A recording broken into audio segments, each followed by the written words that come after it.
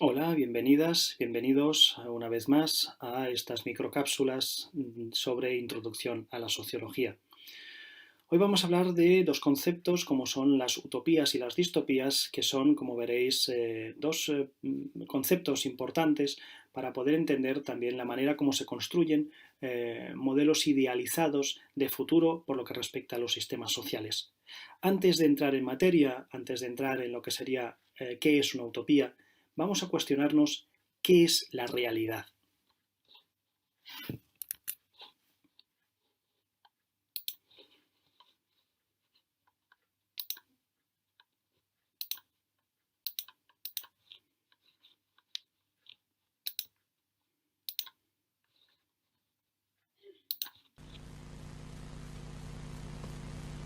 Esto no es la realidad. ¿Qué es real? ¿Podrías definir real? Si te refieres a lo que puedes sentir, puedes oler, puedes probar y ver, real son simples señales eléctricas que interpreta tu cerebro. Y este es el mundo que conoces.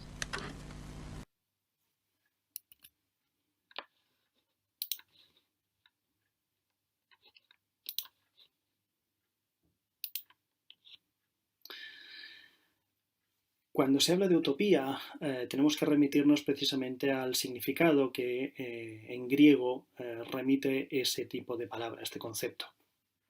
Utopía surge precisamente de la raíz topoi, topos, que significaría lugar. Pensemos, por ejemplo, una palabra como topografía, ¿no? Que sería, que nos remitiría precisamente a una conceptualización geográfica o geolocalizable.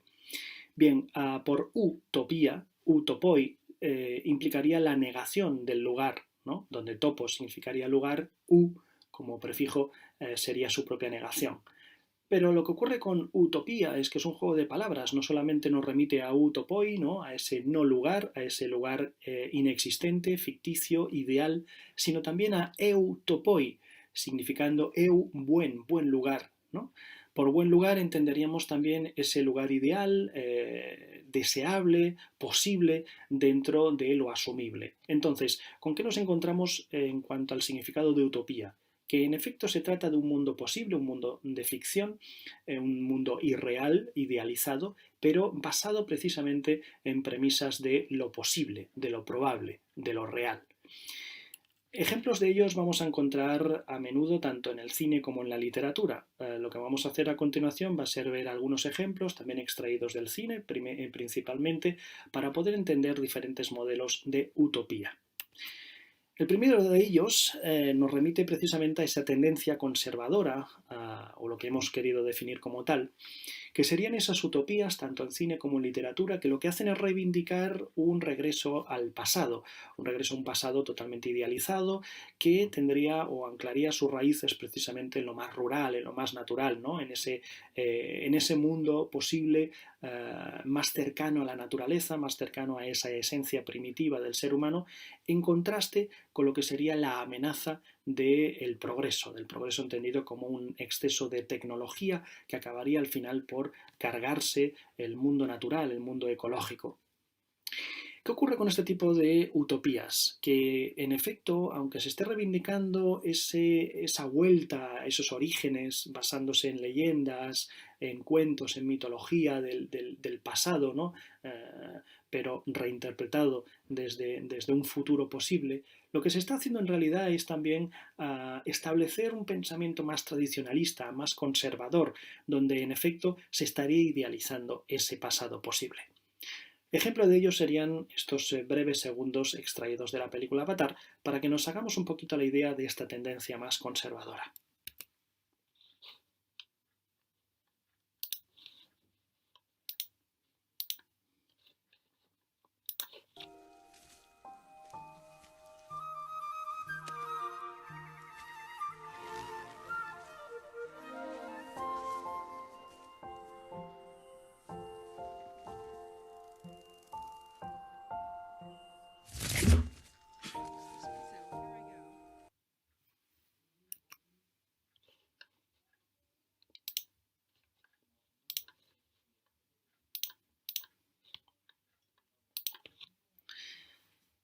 En un extremo opuesto nos encontraríamos la tendencia de índole progresista, es decir, a aquellas corrientes de la utopía que conciben un futuro más cercano o más afín a esos avances de lo tecnológico, a ese progreso entendido desde la perfección humana a partir de lo tecnológico, lo industrial, ¿no?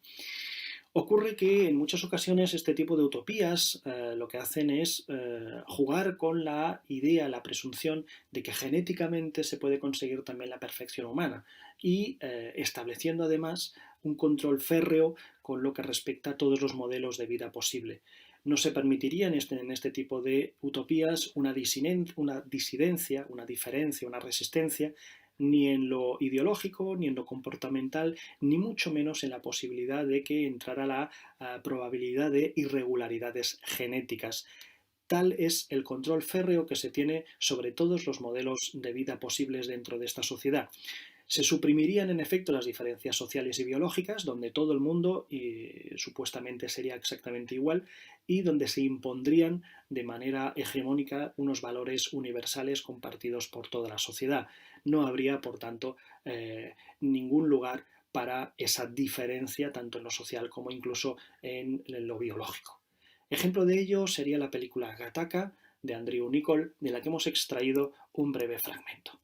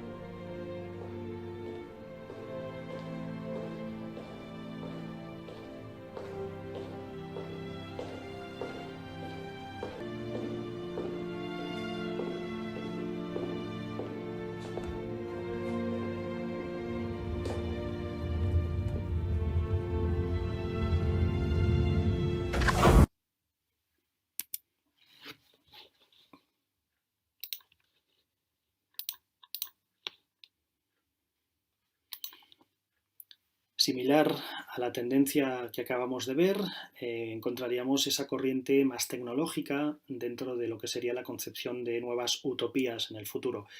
La tendencia tecnológica impondría una fe absoluta en lo que sería el avance científico y tecnológico, basándose sobre todo en la posibilidad de que el gobierno futuro estuviera en manos de máquinas superinteligentes, donde en efecto el gobierno estaría supeditado a valores ultrarracionalistas. Cuando digo ultrarracionalistas, se entienden que son sociedades utópicas en las cuales todo lo irreflexible, todo lo irracional, todo lo que proviene del mundo de las emociones, de la expresividad emocional o sentimental, quedaría totalmente erradicado. Entendido en tal caso lo emocional, ¿no? Lo más cercano a esa parte irracional del ser humano como algo imperfecto, algo a erradicar.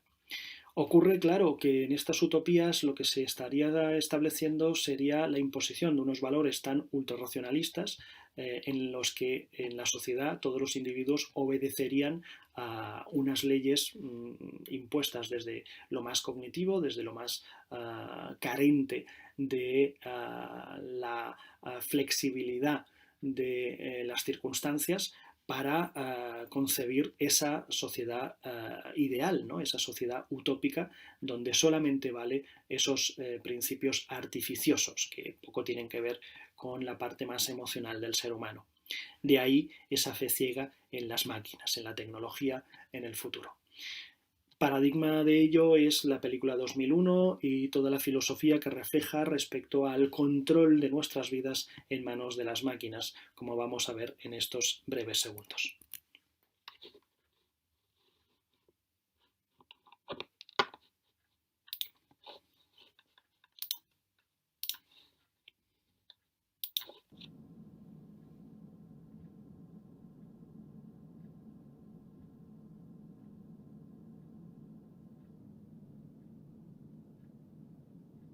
Open the pod bay doors, please, Hal.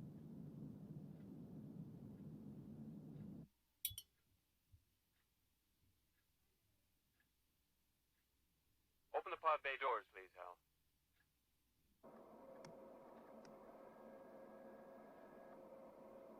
Hello, Hal, do you read me? Hello, Hal, do you read me? Do you read me, Hal?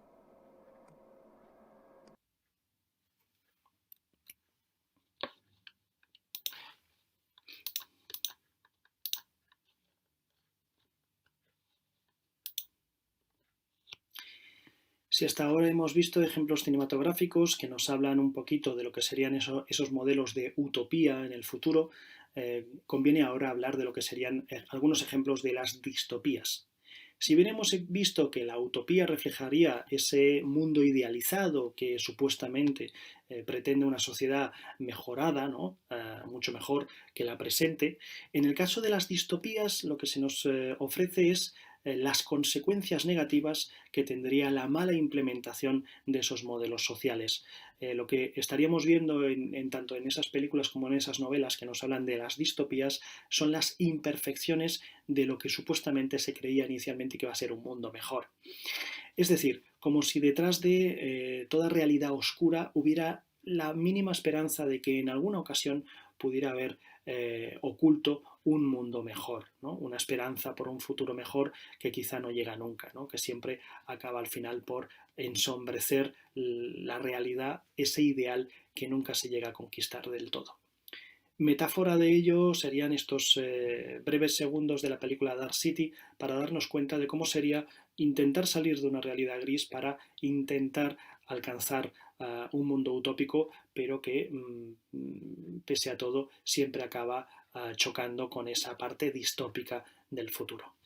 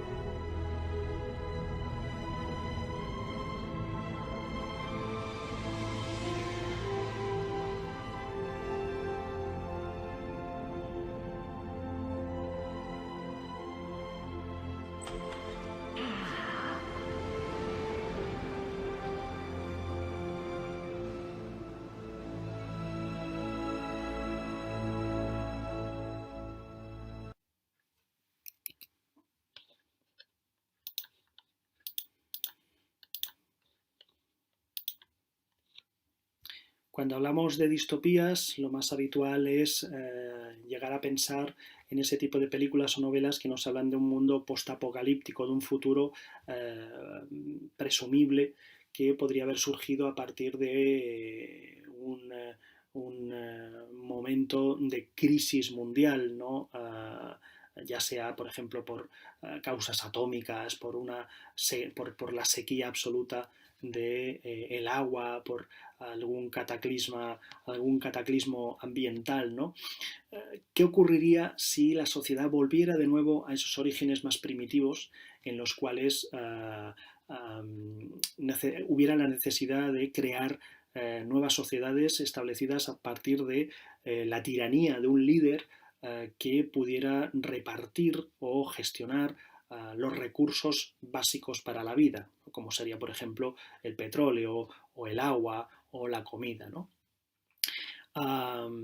En principio, este tipo de distopías, este tipo de preocupaciones por un mundo posible en el futuro, tendría que ver también con el miedo a la desintegración de las instituciones sociales. ¿Qué pasaría si estos nuevos gobiernos, estas nuevas sociedades más primitivas, más salvajes, tuvieran la necesidad precisamente de imponer formas sociales a partir de la fuerza bruta, ¿no? A partir de la ley del más fuerte, ese control totalitario de los recursos naturales que servirían también para la supervivencia, ¿no? Esa obediencia precisamente a un líder fuerte que acabaría también por suprimir toda posibilidad de disidencia a partir de la represión, ¿no? de las medidas más duras contra la disidencia, contra la posible rebeldía, ¿no? En un mundo postapocalíptico, ¿qué posibilidades habría, ¿no?, de salir de ese modelo social tan represivo? Ejemplo de ello lo tenemos en toda la saga de Mad Max, de la que hemos extraído también unos segundos muy representativos al respecto.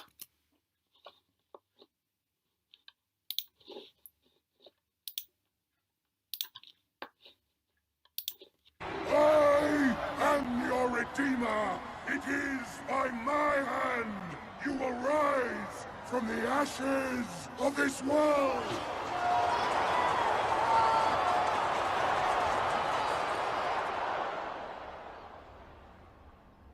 It's coming. Get ready. Yes. Yes.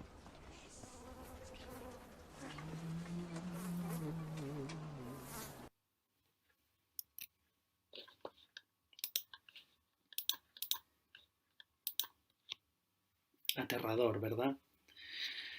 Otra de las corrientes que nos hablan de las distopías posibles sería esa otra tendencia que denuncia las consecuencias negativas de un exceso en cuanto a la falta de control por lo que respecta a las consecuencias de la globalización, una globalización tan extrema que acabaría al final por provocar efectos en los modelos posibles de sociedad futura.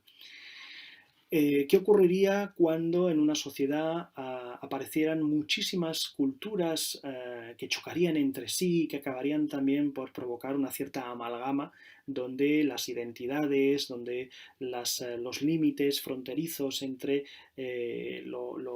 las creencias, los valores, acabarían por convertirse en un gran caos? Precisamente debido a ese crecimiento demográfico venido de todas partes del mundo, que acabarían al final por constituir sociedades sin ningún tipo de identidad propia, ¿no? Donde todo vale, donde hay un montón de lenguas, maneras de vivir, sociedades posibles dentro de la propia ciudad, ¿no? Ocurriría, según este tipo de distopías, que el Estado se vería obligado también a constituir instituciones más represivas, tanto a nivel policial como de registro civil, para poder controlar a toda esa superpoblación, ¿no?, a toda esa diversidad cultural. Pero de estos choques culturales también surgiría la imposibilidad de la comunicación entre los individuos de la propia polis, de la propia ciudad, anulando finalmente la propia capacidad de disidencia o de diferencia y minimizando esa capacidad también de pensamiento crítico en los individuos que componen la sociedad. Ejemplo de ello sería Blade Runner y su secuela, de la cual también hemos extraído unos breves fragmentos.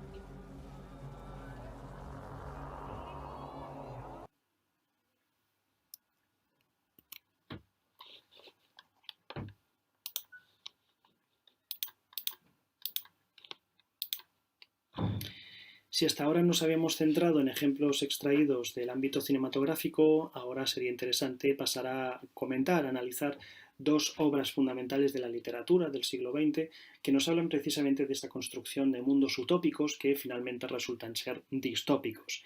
Esa proyección de un mundo ideal, de una sociedad posible en el futuro, acaba también por corromper a sus propios ciudadanos, a sus propios miembros de la sociedad.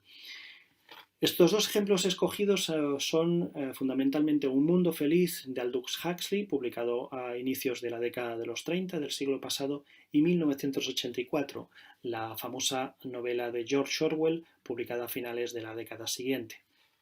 En ambos casos nos encontramos con sociedades en el futuro en las cuales los ciudadanos estarían férreamente controlados por un gobierno de turno, gobiernos totalitaristas que se harían eco precisamente de metodologías muy dispares para poder controlar a toda la ciudadanía. En el caso de la obra de Huxley nos encontramos con que el gobierno lo que quiere es que el ciudadano sea absolutamente feliz, ¿no? Busca precisamente la obediencia a partir de un mundo hedonista, ¿no? El placer por el placer, donde en efecto el ciudadano obedece para sentirse bien, ¿no? por ser feliz. Para ello lo que hace el gobierno es repartir obligatoriamente una droga, la soma se llama en la novela, Soma, que tendría que ser obligatoriamente tomada por todos los ciudadanos de esa sociedad. De esta manera se conseguiría que en efecto fuesen obedientes sumisamente, ciegamente, y que se anulara toda posibilidad de disidencia, de rebeldía, precisamente buscando esa felicidad arbitraria, ¿no? Artificiosa. En el caso de 1984, en cambio, en la novela de George Orwell, el gobierno imprime su orden social a partir de medidas muy represivas, ¿no? A partir del castigo físico y psicológico, y también de la mirada escrutadora, vigilante, omnipresente del llamado Gran Hermano. El Gran Hermano sería un tirano, un gobernante, que vigilaría a todos sus ciudadanos a través de todos los medios de comunicación, de tal manera que el ciudadano medio siempre acabaría obedeciendo todo aquello que se le suministra a través de la televisión, la radio, los periódicos, los diferentes sistemas de comunicación interpersonal, etc. No habría más posibilidad de pensamiento que aquello que obedece precisamente a las premisas del Gran Hermano. Entre Huxley y Orwell, sin embargo, siempre hubo una cierta polémica sobre cuál sería el modelo de futuro que llegaría hasta el siglo XXI. En el caso de Huxley, decía a su compañero, a Orwell, que muy probablemente el tipo de sociedad que él presentaba en Un mundo feliz sería la que llegaría hasta nuestro presente. Es decir, consideraba que una sociedad hedonista, que buscara el bienestar, que buscara precisamente la comodidad de todos sus ciudadanos, sería mucho más efectivo que cualquier medida represiva o un cambio de pensamiento a partir del castigo físico o psicológico. Pero en cambio, en el caso de Orwell, él sí que consideraba que 1984 podía suministrar una idea mucho más cercana a lo que sería el futuro. Es decir, sería más efectivo conseguir directamente un cambio en el pensamiento y en la actitud y en los patrones de conducta de los ciudadanos a partir del castigo físico y de la represión, ¿no? Y no tanto precisamente de ese buscar el hedonismo por el hedonismo. ¿Quién de los dos tenía más razón? Bueno, para llegar a esa conclusión yo prefiero dejar esa reflexión en vuestras manos. Lo que sí os puedo adelantar es que de los dos, de Orwell o del caso de Huxley, fue precisamente Orwell quien sostuvo un mayor acierto por lo que respecta al presente. ¿Por qué digo esto? En 1984, la novela de George Orwell, él denunciaba que una de las medidas de represión más poderosas del gobierno podría ser precisamente el neolenguaje.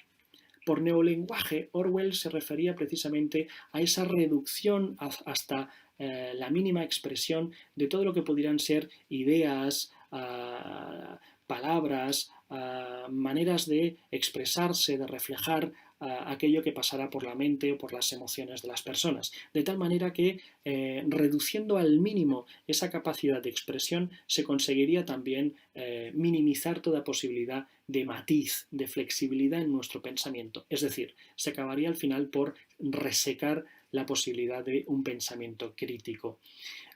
Si esto os parece exagerado, no hay más que echar un vistazo a cómo, de una manera tan poco sutil, algunos medios de comunicación lo que hacen es reducir al mínimo la capacidad de expresión de nuestras propias ideas, ya sean emocionales, ya sean intelectuales. Ejemplo de ello lo vemos en cualquier conversación por medios como WhatsApp. Un ejemplo, veamos esta conversación y a ver a qué conclusiones llegamos.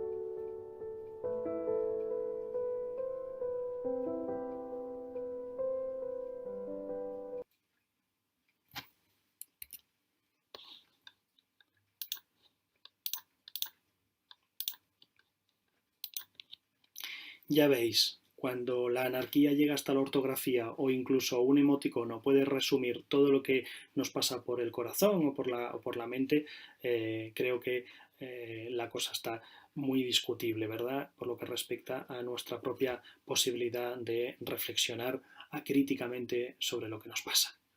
Si os interesa más sobre el tema de las utopías y de las distopías, os he seleccionado aquí 3 referencias que podréis encontrar en la red para poder complementar las cosas que os he dicho. Y ahora sí, sin más, me despido hasta la próxima.